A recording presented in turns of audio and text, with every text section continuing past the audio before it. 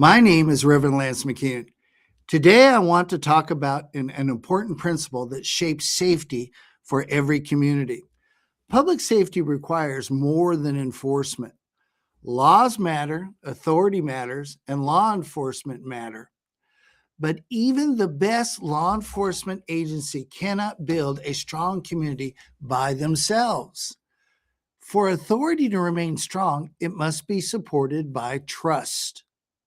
When trust is strong, communities thrive. When trust weakens, relationships between the community and law enforcement begin to struggle. Law enforcement officers play a vital role in protecting life and maintaining order, but they were never meant to carry the entire burden of the community and the stability on their shoulders.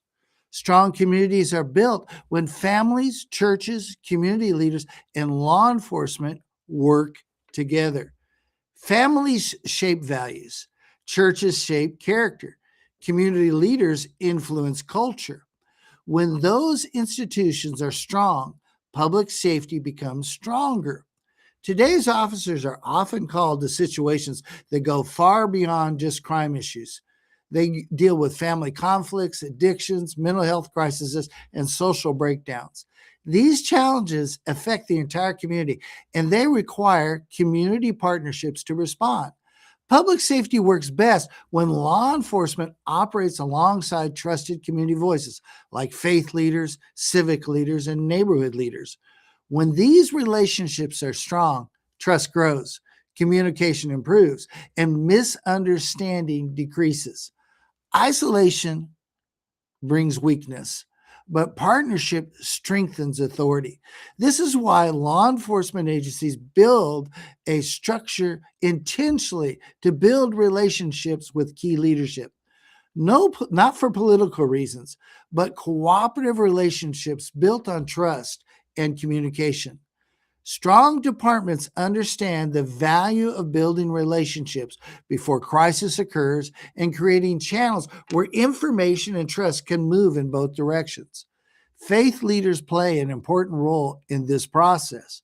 Churches often understand struggles inside a community long before law enforcement becomes involved.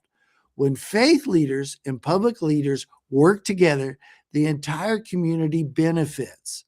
That is why initiatives like Clergy and Police Alliance exist.